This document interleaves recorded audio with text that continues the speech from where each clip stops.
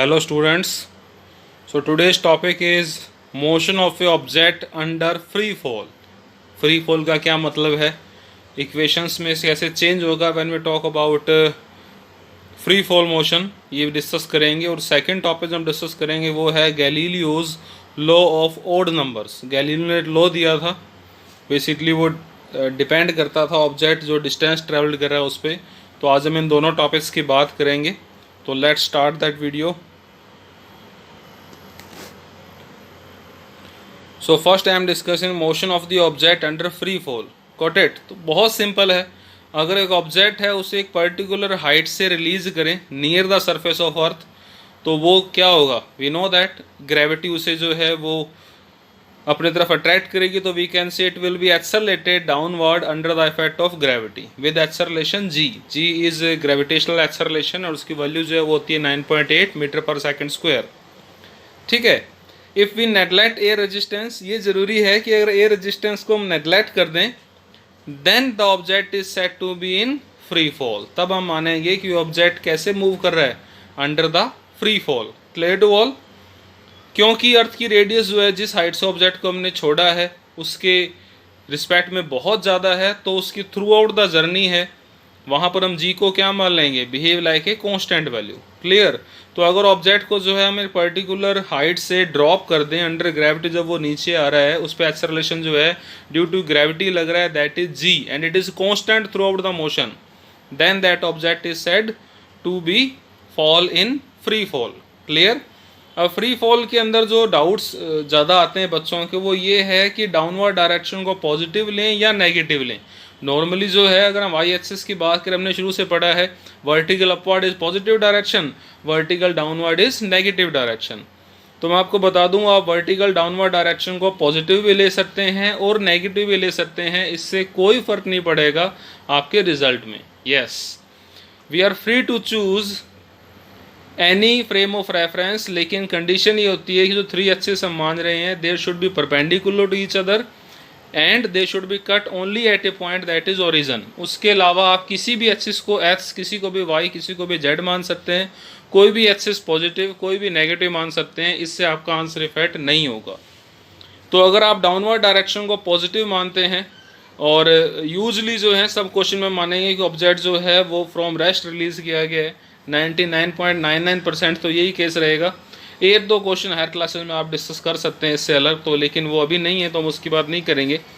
सो अगर आप downward direction को पॉजिटिव लेते हैं then equation of motions will be change such like that. जो फर्स्ट इक्वेशन है u प्लस ए टी, वहाँ u जीरो हो जाएगा क्योंकि रेस्ट से रिलीज किया, और a g हो जाएगा क्योंकि डाउनवर्ड डायरेक्शन पॉजिटिवली है तो a will be plus g. Then first equation v is equal to g t, second s is equal to half g t square. मैंने सेकेंड में u को जीरो और a को प्लस जी पुट कर दिया। Similarly third equation, अगर आप downward direction को नेगेटिव लेते हैं and object is release from the rest, then u जो है वो आपका जीरो ही रहेगा क्योंकि उसे रेस्ट पोजीशन से हमने रिलीज किया है। लेकिन अगर आप डाउनवर्ड डायरेक्शन को नेगेटिव लेते हैं then a become minus g. So equation will be change, जैसा कि आप देख सकते हैं सिर्फ जहाँ पे g था वो माइनस जी आ जाएगा। इससे आपके आंसर पर इफेक्ट नहीं पड़ेगा। अगेन आई एम सेइंग, आप किसी भी एक्सिस को पॉजिटिव या नेगेटिव कंसिडर कर सकते हैं, इट्स योर चॉइस। क्लियर? तो ये था motion of the object under free fall. अब अगले टॉपिक की बात करते हैं। गैलीलियो ने एक लॉ दिया था, let discuss about that. So this is Galileo's law of odd numbers.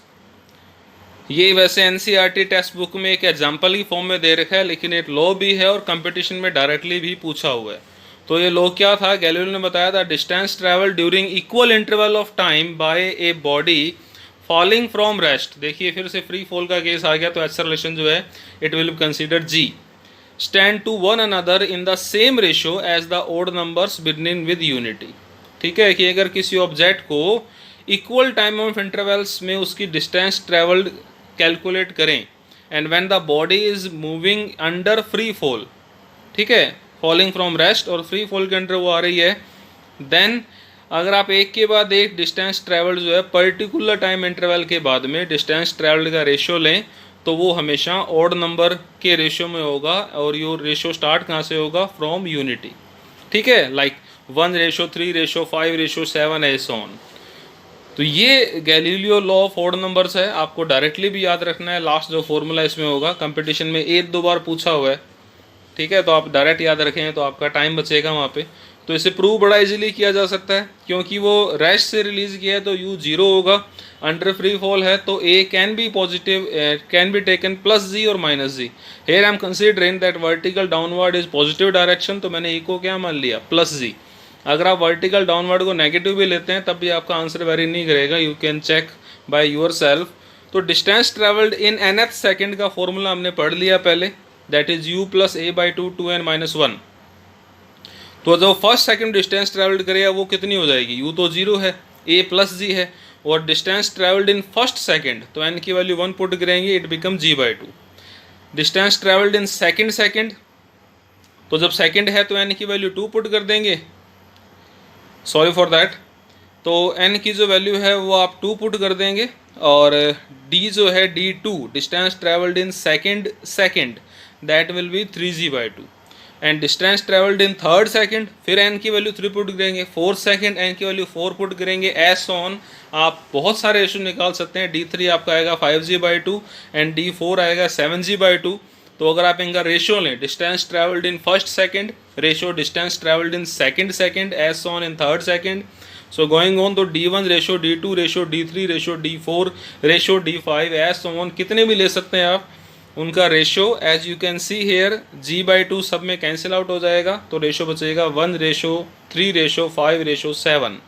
तो ये आपका क्या है, this is Galileo law of odd numbers, कि distance travelled after a particular time interval starting from unity will be in this ratio 1 ratio 3 ratio 5 ratio 7। Got it. तो ये आज के 2 टॉपिक थे, है बहुत ईजी लेकिन इनकी इंपॉर्टेंस बहुत ज़्यादा है when you solve the numericals. Got it. Thank you very much.